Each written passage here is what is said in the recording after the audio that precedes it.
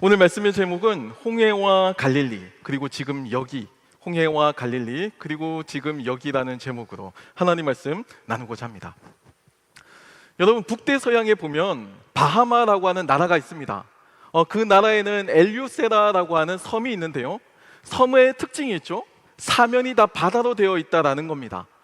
그런데 이 섬에 거주하고 있는 사람들의 특징이 있는데요, 이들은 모두가 다 대다수가 수영을 잘 하지 못한다, 그리고 물에 대한 공포를 가지고 있었다라는 특징을 공유한다라는 겁니다. 그래서 이 사실을 흥미롭게 여긴 한 그 다큐멘터리 PD가 이 엘유세라 섬에 관한 그 다큐멘터리를 2009년에 제작하기도 했습니다. 수영을 하지 못하고요, 또 물에 대한 공포심이 너무 크다 보니까 사실상 섬에 거주한다라는 말은 이 주민들에게는 감옥에 갇혀서 생활을 하는 것과 별반 다를 바 없는 삶을 살게 됩니다.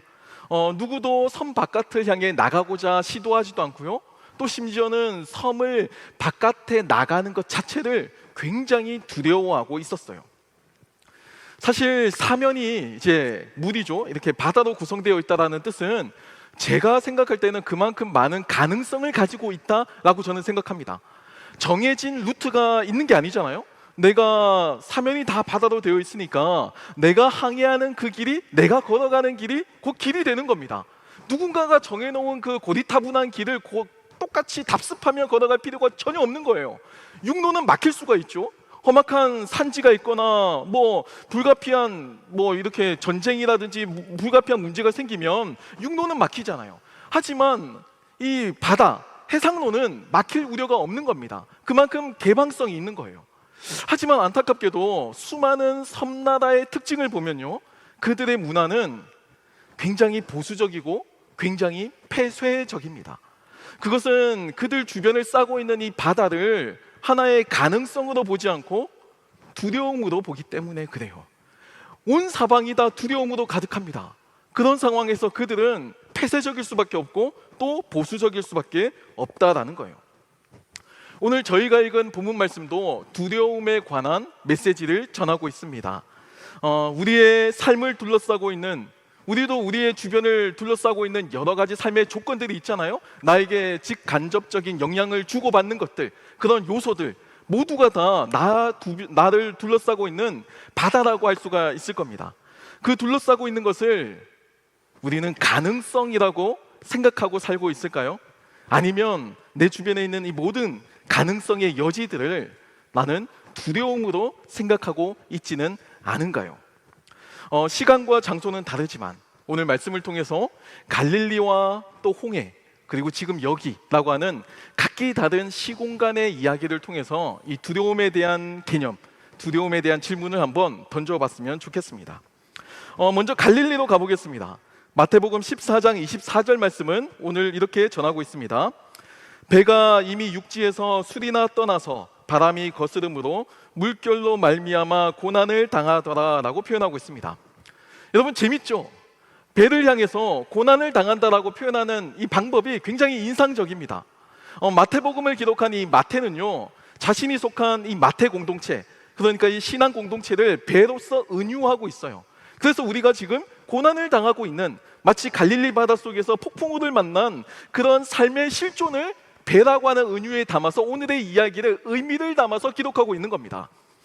원어로 살펴보면요, 이 헬라어로는 뒤흔들리다라고 하는 단어가 쓰이고 있는데요, 그 이유가 바람이 거스르기 때문에 그들의 삶의 자리가, 그들의 삶의 실존이 뒤흔들리고 있다, 고난을 당하고 있다라고 표현을 하고 있습니다. 여러분, 배의 특징이 있죠. 배는 어떤 목적으로 만들어졌죠? 배는 원래부터가 바다 위에 뜨게 하는 목적으로 설계가 되었습니다. 그래서 그렇게 최적화되어 만들어진 게 배라고 하는 상품입니다. 배는 물 위에 있을 수 있도록 만들어져 있기 때문에 물 위라고 하는 그 공간 자체가 배에게는 두려움이 되지는 않아요. 물이라고 하는 그 공간이 배에게 고난이라고 직결되지 않습니다. 육지에서 술이나 떨어져 있게 되었다라고 하는 표현이 있긴 하지만, 만약에 배가 원래 배로서 기능하고 있는 그 내용이 문제없이 기능하고 있다면, 배로서의 그 능력을 그대로 가지고 있다면 이 배는 전혀 문제가 없는 겁니다. 두려워할 이유가 없어요. 하지만 변수가 있죠. 그 변수는 바람입니다. 바람은 배가 목적지로 더 수월하게 나아갈 수 있도록 돕는 역할을 감당합니다. 만약에 바람이 없다면요, 배는 표류하게 될 겁니다. 목적지를 가기 위해서 수많은 사람의 노동력이 필요할 거예요. 대세가 있죠. 흘러나오는 이 대세를 거슬러서 간다라는 거, 이거는 2배 이상의 노력을 기울여야 한다라는 뜻입니다. 그러니까 바람은 꼭 필요한 거예요. 하지만 이 바람이 배를 거스르게 될 때, 배를 저항할 때 문제가 생깁니다. 역풍이 불어요. 여러분, 그리고 이 역풍은 정말 이 배를 뒤집어 버릴 만큼 강력한 파괴적인 힘이 있음을 설명하고 있습니다. 그래서 오늘 본문에 나오는 이 예수님의 제자들은 이 역풍을 처음 경험하고 두려움이라고 하는 감정을 느끼기 시작해요. 그게 첫 출발점이죠. 역풍을 느끼는 그 불안함, 그 공포가 서서히 밀려들기 시작합니다. 여러분, 우리의 삶도 비슷하지 않나요? 내가 뭔가 계획하고 수행하고 나아가는 과정이 마치 순풍에 돛단 듯 흘러나갈 때도 있습니다. 그럴 때는 마치 이 세상 모든 것이 나를 도와주는 것 같이 느껴져요. 하지만 내가 하는 모든 계획이 처음부터 다 막힐 때, 하는 것마다 다 실패할 때, 좌절할 때, 이럴 때 우리는 역풍을 만난 것 같은 느낌을 받습니다. 그리고 내 삶을 걸만한 아주 큰 시험을 앞두고 있을 때, 정말 이 역풍의 존재는 마치 나의 존재를 집어삼킬 만큼의 강력한 파괴력으로 다가오고요, 또 강력한 그 나를 해칠 만큼 그 공포와 두려움으로 느껴지게 될 거예요. 여러분, 재밌는 건 이 바람의 흐름입니다. 제대로만 불면 더할 나위 없이 순조로운 삶이에요. 정말 자신만만하게 인생을 살아갈 수가 있습니다. 나는 건드리는 것마다, 시도하는 것마다, 하는 것마다 다 성공한다라고 이 순풍에 돛단 인생을 자랑할 수가 있어요.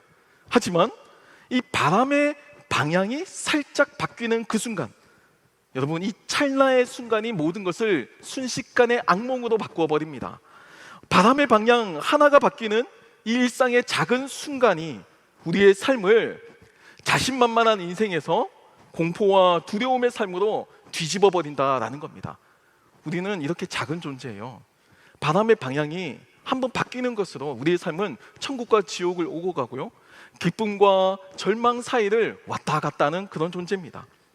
여러분, 그런 공포 속에서 밤 사경에 제자들은 예수님을 만나게 됩니다.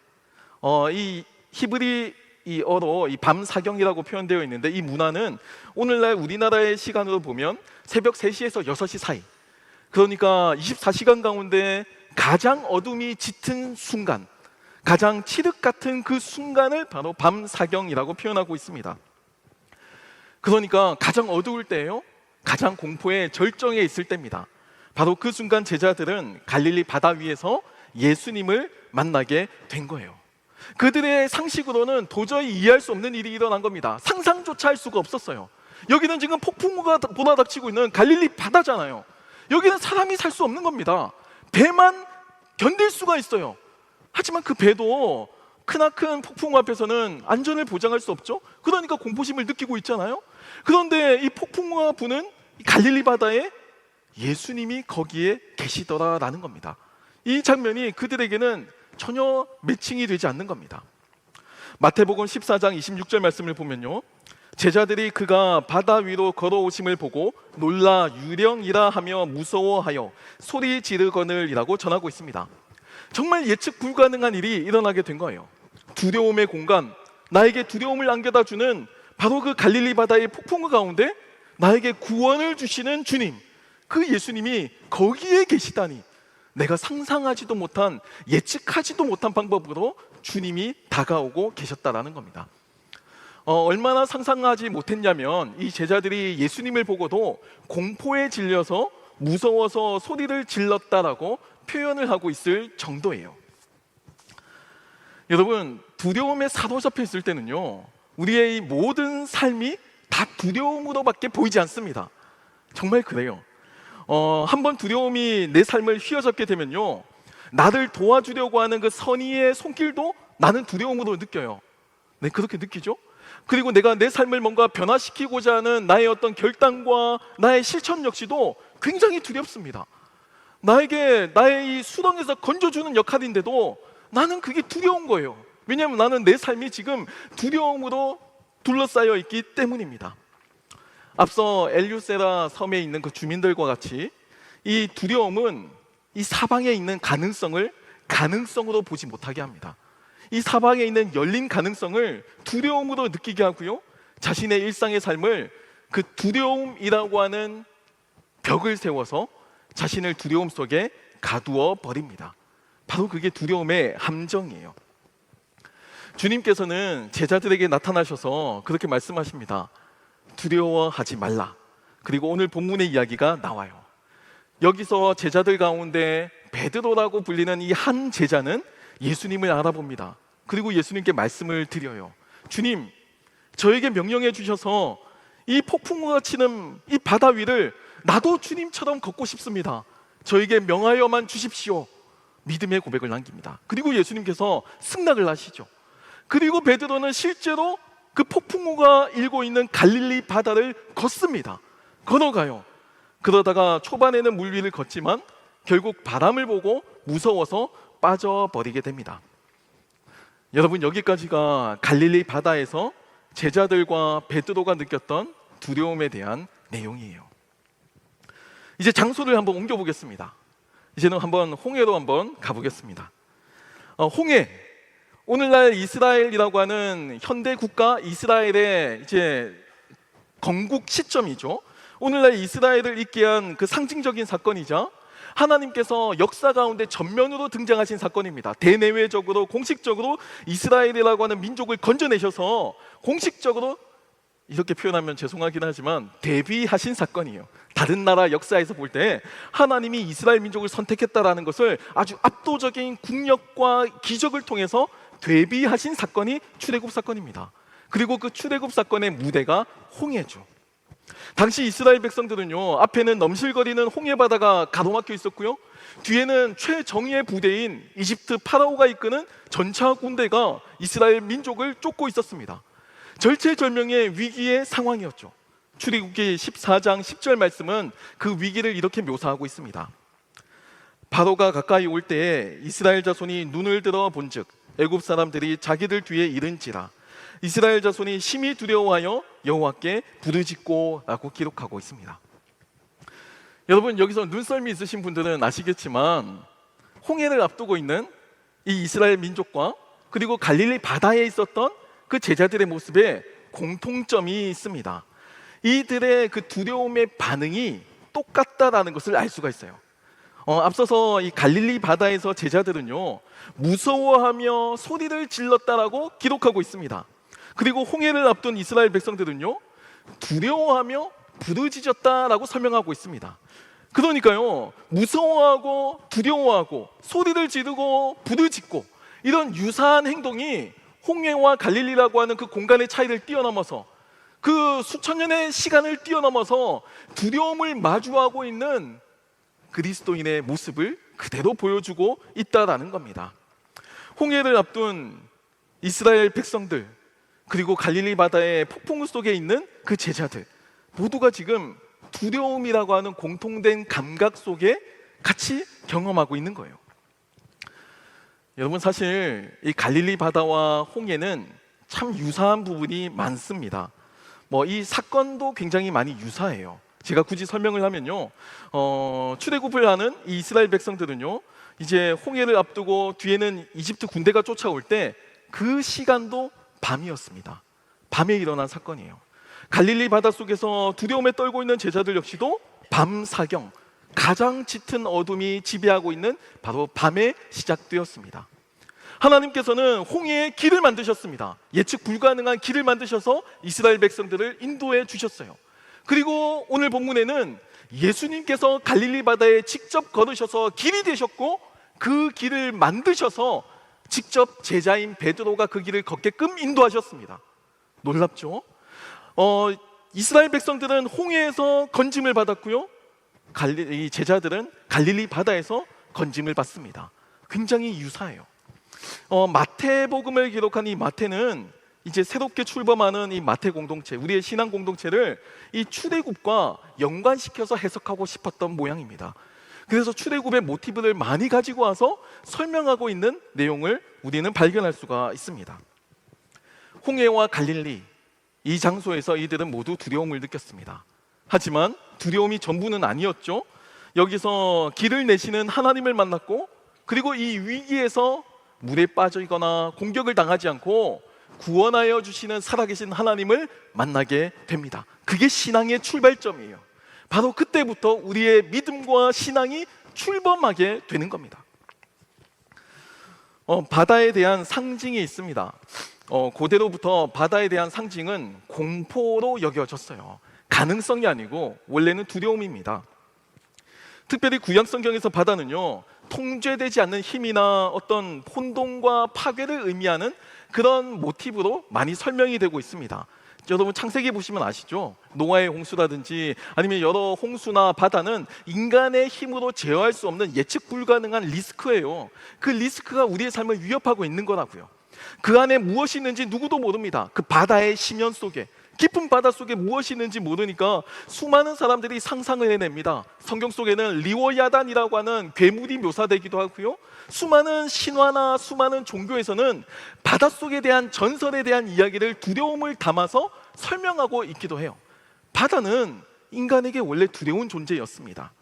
모든 것을 집어삼키는 엄청난 힘이고요, 내가 통제할 수 없는 강력한 힘입니다. 여기서 학자들의 이 바다에 대한 해석이 재밌는데요. 그 월터 브루그만이라고 하는 구약학자가 있는데, 이 사람은 이렇게 설명을 합니다. 이 바다가 질서를 위협하는 카오스다라고 설명을 해요. 우리의 삶에 나도 나름대로의 질서를 가지고 살잖아요. 내 계획을 가지고 살잖아요. 삶의 어떤 이 스텝을 내가 계획한 대로 이루어 가야 나는 안정감을 느껴요. 그게 내 삶의 질서라고요. 하지만 내가 계획한 내 삶의 어떤 질서와 계획이 무너지는 사건, 내가 계획한 나의 계획을 흩뜨려 퍼뜨리는 그 어떤 것, 이것을 카오스라고 묘사합니다. 바로 그게 구약 성경에 나오는 이 바다에 대한 묘사와 흡사하다라는 거예요. 테런스 브레타임이라고 하는 학자도 비슷합니다. 근데 이 사람은요, 이 바다에 대한 내용을 자연스러운 삶의 공포로서 해석을 하고 있어요. 사실 폭풍우가 몰아닥치는 그 갈릴리 바다의 모습, 그 우리에게 굉장히 낯설고 두려운 거죠. 하지만 바다의 입장에서 한번 생각해 볼까요? 바다의 입장에서 폭풍우는요, 자연스러운 겁니다. 폭풍우는 너무나도 자연스러운 거예요. 그리고 24시간이라고 하는 이 시간 속에서 어둠의 시간, 칠흑같이 짙은 그 밤사경이라고 하는 그 어둠의 시간 역시도 그 바다의 입장에서는 너무나도 자연스러운 일이에요. 바다는 우리가 살아가는 삶의 일부분입니다. 그러니까 이걸 거부할 수 없다는 게 이 프레타임이라고 하는 학자의 이야기인 겁니다. 어찌 보면 홍해와 갈릴리는요, 우리의 삶에서 마주하는 그 일상적인 어떤 혼돈들, 내 삶에서 내가 컨트롤할 수 없는 그 어떤 것에 대한 두려움, 내 삶을 뒤흔드는 어떤 카오스에 대한 묘사라고 설명하고 있습니다. 그러니까 멀리서 찾지 말라는 겁니다. 바다는 결국 우리 안에 있고 우리 주변에 있고, 나는 지금 그 바다 위에 배를 타고 걸어가는 항해자, 순례자라는 게 이 프렌타임의 해석이에요. 내 삶에서 가장 어두운 시간에 몰아닥치는 혼돈은요, 아무 생각도 하지 못하게 만듭니다. 홍해 앞에 선 이스라엘 백성들, 그리고 지금 폭풍과 불고 있는 이 갈릴리 바다 앞에 그저 도와달라고 구원의 목소리만 낼 수밖에 없는 그 제자들의 심정, 그들은 아마 공포였을 겁니다. 칠흑같이 어두운 그 시간에 그 몰려든 폭풍우 속에서 무서워하고 울부짖을 거예요. 그게 두려움에 대한 솔직한 반응일 겁니다. 이제 다시 본문의 베드로에 대한 이야기로 가보겠습니다. 여러분, 흥미로운 건 한번 베드로의 입장에서 한번 생각해 봅시다. 베드로에게 갈릴리 바다는 원래는 두려움의 대상이 아니었을 거예요. 아니, 적어도 오늘 본문에 나오는 이 갈릴리 바다에서의 공포에 잠겼던 여타 다른 제자들과 달리 베드로는 적어도 그 두려움의 감정을 덜 느꼈을 거라고 저는 생각합니다. 왜냐고요? 그건 그가 어부였기 때문이에요. 베드로는 적어도 갈릴리 바다에서 잔뼈가 굵은 어부 출신입니다. 자신이 생업을 이루어 나가는 그 과정 속에서 얼마나 많은 폭풍우를 경험해 보았겠어요. 얼마나 많은 그 칠흑 같은 어둠을 경험해 보았겠냐고요. 이게 유별난 일이 아닙니다. 너무나도 일상적인 거예요. 위험한 건 맞죠. 두려운 건 사실입니다. 하지만 적어도 다른 제자들보다 두려움을 덜 느꼈을 거다. 익숙하니까. 그렇게 우리는 생각해 볼 수가 있습니다. 저는 아마도 이 강점이 베드로로 하여금 다른 제자들과 달리 유일하게 베드로만 이 폭풍우가 몰아치는 바다 위를 내가 감히 배에서 내려가 보겠다라고 하는 시도, 여러분 이 무모한 시도, 이 시도를 할 수 있는 계기가 되었다라고 저는 생각합니다. 이것을 오늘의 이야기로 바꾸어서 생각하면 이건 베드로가 타고난 환경과 재능에 대한 이야기라고 할 수가 있습니다. 어부라고 하는 그 상황과 삶의 환경, 그리고 갈릴리 바다에 대한 낯설음을 지워버리고 익숙하게 살아온 그 삶의 조건이 유일하게 주님을 바라보고 그 바다에 뛰어들 수 있는 용기와 결단으로 이어지게 된 것은 사실이라는 겁니다. 여러분 우리의 삶도 비슷하잖아요. 재능과 나의 타고난 삶의 조건이 사실 더 많은 가능성에 대한 시도로 연결되는 건 맞잖아요. 그게 성공으로 반드시 직결되진 않지만 다른 사람들보다 삶의 조건이 좋으면, 다른 사람들보다 재능이 더 뛰어나면 더 많은 기회를 부여받잖아요. 더 많이 시도할 수 있잖아요. 더 많이 한번 도전해 볼 수 있잖아요. 그런 메리트를 지금 베드로도 가지고 있는 겁니다. 여러분 하지만 이 베드로의 이 도전을 단지 그가 어부 출신이다라고 국한을 시키면 너무 억울해요. 왜냐하면 베드로는요 적어도 리스크를 뛰어넘고 실행했을 때는 자신의 의지와 결단이 담겨져 있기 때문입니다. 베드로는 예수님의 말씀에 순종합니다. 그리고 배를 걸어 나가서 실제로 물 위를 걸어요. 짧은 시간이나마 베드로는 자신의 삶에서 성공이라는 경험을 한번 해보게 됩니다. 여러분 그 순간에는 이 성경에 묘사되어 있지 않지만 짧은 순간이지만 칠흑 같은 어둠도, 자신을 향해 몰아치는 이 폭풍우와 같은 바람도 베드로에게는 안 느껴졌을 거예요. 왜냐하면 성공의 순간이니까. 물 위로 오라고 하신 예수님의 말씀에 순종하며 또 예수님께 집중한 그 순간 베드로는 물 위를 걷게 됩니다. 그의 시도는 그의 출생과 또는 그의 태생의 덕을 보았지만 어찌되었건 용기를 낸 건 주님의 말씀에 순종한 그의 의지와 결단에 담겨져 있습니다. 그리고 주님께 집중한 순간 그는 성공을 경험하게 되고요, 새로운 세상이 열리게 되었어요. 여러분 베드로의 삶을 한번 상상해 보세요. 배를 타고 갈릴리라고 하는 그 바다에서 물고기를 잡는 것을 업으로 하던 사람입니다. 전문가예요. 배에 대해서, 기후에 대해서, 갈릴리 바다에 대해서 평생을 배에서 살았어요.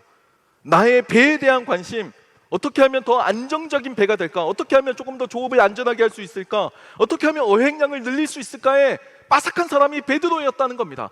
그런데 평생을 배라고 하는 그 한정적인 공간을 벗어날 수 없는 베드로의 인생을 하나님께서는요, 예수님은 베드로를 향해 걸어오라라고 하셨고 베드로는 처음으로 자신의 배를 두고 바깥으로 걸어 나가게 됩니다. 어부인 자신이 전혀 생각하지도 못했던 일이 펼쳐진 겁니다. 한 번도 상상하지도 못했던 일, 한 번도 경험해보지도 못하고 계획하지도 못했던 예측 불가능한 방법으로 하나님께서는 이 베드로가 기적을 경험하도록 이끌어 주셨다는 거예요. 아마 바다 위를 걷고 있는 베드로는요, 홍해를 가르고 홍해 사이를 건넜던 이스라엘 백성과 동일한 감정을 느꼈을 겁니다. 이스라엘 백성도 홍해가 갈라질지는 몰랐어요. 이게 이런 식으로까지 나타날 줄은 전혀 상상하지도 못했고 예측하지도 못했을 겁니다. 하나님은 언제나 우리의 예측을 뛰어넘어서 역사하신다는 거예요. 여러분 하지만 우리의 삶이 이렇게 드라마틱만 한다면 얼마나 좋겠어요. 우리가 잊지 말아야 할 것이 있죠.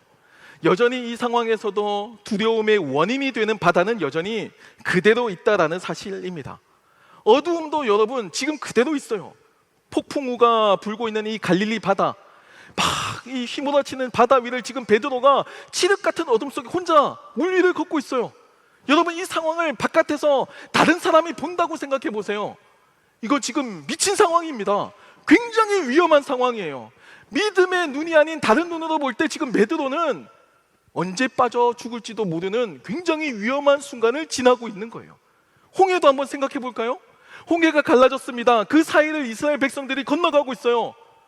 그 상황을 바깥에서 본다면 굉장히 위험한 상황입니다. 홍해가 언제 다시 덮칠지 몰라요. 뒤에 이집트 군대가 언제 다시 도착할지 몰라요. 그 순간은 믿음의 눈으로 걸어가는 사람에게만 평안이고 안정이지, 바깥에서 믿음의 눈이 아닌 일반적으로 바라보게 되면 그 상황은 굉장히 위험한 상황이라는 겁니다. 어려움은 현실이라는 거예요. 우리가 기도한다고 해서 이 어려움 자체가 지워지지는 않습니다. 어려움을 이길 수 있도록 하나님께서는 우리를 이끌어 가시죠. 때로는 내 예측과 내 계산을 벗어나서 감히 상상하지도 못한 방법으로 이 어려움을 이겨나가도록 인도해 주시지, 여러분, 어려움 자체를 제거해 주시지는 않으십니다. 어려움이 사라지면 얼마나 좋을까요? 이 테런스 프레타임이 이 표현과도 같이 정말 이 바다가 우리의 삶의 일부분이라고 한다면, 폭풍우와 어둠이 우리의 삶의 그냥 자연스러운 일부분이라고 한다면, 어찌 보면 혼돈과 공포도 우리의 삶의 자연스러운 내용일지도 모릅니다. 원래 삶이라는 게 그렇게 살다 보면 태풍을 마주할 때도 있고 짙은 그 밤 사경과 같은 어둠의 순간을 지나갈 때도 있을지도 몰라요. 중요한 건 지금 이 상황에서 물 위를 걷게 하는 것, 이 상황에서 믿음으로 갈라진 홍해를 걷게 하는 것은 하나님께 집중할 때라야 가능하다는 겁니다. 여러분이 이스라엘 백성이라면 갈라진 홍해 사이 건너갈 수 있겠어요? 한 번도 경험해 보지 못한 길이잖아요. 없던 길입니다. 만들어 놓은 길이 아니에요. 그 길을 내가 지금 처음 하나님께서 보여주신 대로 순종하며 가는 겁니다. 얼마나 불확실해요? 얼마나 예측 불가능하냐고요. 하지만 이스라엘 백성들은요, 하나님께 집중할 때 그 길을 안전하게 걸어갈 수 있습니다. 베드로도 마찬가지예요. 누구도 물 위를 걸어본 적이 없어요. 거기는 길이 아니에요. 상식적인 사람이라면 거기 걸어가면 안 되죠. 하지만 베드로는요, 예수님께 집중했을 때 예수님의 말씀이 들렸고 그 말씀 앞에 자신의 삶을 들여서 순종하며 물 위를 걷게 됩니다. 한 번도 경험해 보지 못한 일을 걸어가게 된 거예요. 그런데 문제는 지속성에 있습니다. 우리도 수련회 때 은혜 받으면 믿음으로 결단하고 삶을 바꾸기도 하죠. 하지만 문제는 언제나 지속성이에요. 오늘 본문 30절 말씀을 볼까요? 바람을 보고 무서워 빠져가는지라 소리질러 이르되 주여 나를 구원하소서 하니라고 기록하고 있습니다. 짧게나마 성공을 맛보았습니다. 잘 걸어가고 있었어요. 하지만 그 베드로의 시선이 예수님을 향하지 않고 어디를 보았죠? 네, 바람으로 옮겨가게 됩니다. 인간은 그래요. 하나님만 집중하고 하나님만 바라보면 참 좋겠는데 삶의 여러 조건들이 폭풍우가 치고 있는 바람 속에 역풍이 불고 있는데 어떻게 하나님만 보겠냐고요. 가끔 눈이 한눈을 팔 때도 있죠. 그렇게 관심이 다른 데로 나의 삶을 위협하는 어려움으로 나의 눈길이 옮겨가는 그 순간 베드로는 물에 빠지기 시작합니다. 두려움에 사로잡히기 시작해요. 베드로는 앞서 제자들과 이스라엘 백성들과 같이 동일한 공포의 반응을 보입니다. 본문의 내용과 똑같이 무서워했고 소리를 질렀어요. 이 동일한 모티브의 행동을 오늘 베드로도 동일하게 하고 있습니다. 사랑하는 청년 여러분, 제가 앞서서 바하마의 그 엘유세라라고 하는 섬 이야기를 나누었습니다. 어쩌면 우리의 삶도 이 엘유세라 섬의 주민들과 같이 이 주변의 바다와 같은 이 혼돈이라고 하는 이 가능성을 어쩌면 두려움으로 지레짐작하고 두려워하고 있을지도 몰라요. 흥미로운 거 하나 말씀드리겠습니다. 오늘 본문에 보면 헬라어 원문으로 보면 오늘 이 베드로의 상황을 굉장히 독특하게 표현하고 있어요.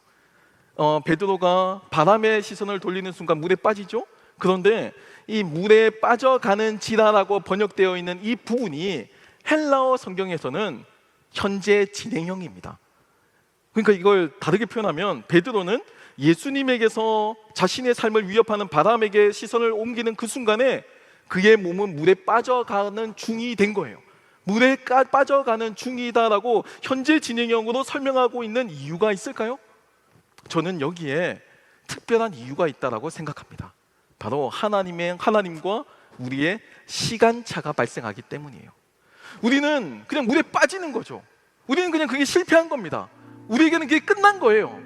하지만 하나님의 시간대에서는 그 찰나의 순간이 여러 수백 개의 프레임으로 나누어져서 하나님께서 개입하시고 간섭하시고 도와주실 수많은 가능성으로 연결되는 겁니다.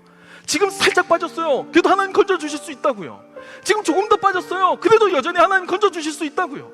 빠졌다고 끝난 것이 아니라 빠져가는 중이지만 하나님의 간섭은, 하나님의 도움의 역사는 언제든지 나타날 수 있다라는 겁니다.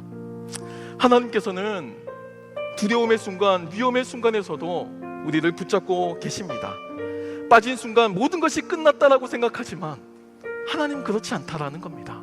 하나님은 베드로를 건져주셨어요. 그리고 짧게나마 맛본 그 성공의 경험에 기대어서 내가 이제 없더라도, 내가 승천한 이후에라도 너는 반석이 되어서 이것을 증언하며 살라라고 말씀하십니다. 세상이 나를 저항하고 나를 대적해도 하나님께 집중하고 하나님만을 바라보며 걸어가면 하나님께서 우리를 도와주신다. 하나님께서 이스라엘 백성들을 건져주신 것처럼, 하나님께서 지금 제자들을 건져주신 것처럼, 하나님께서 초대교회 공동체를 건져주신 것처럼 하나님께서 오늘 2025년 우리 안산제일교회 청년부 공동체도 건져주신다라고 말씀하고 계시는 겁니다. 우리 그 하나님의 능력을 의지하며 걸어가는 저와 여러분이 되길 소망합니다.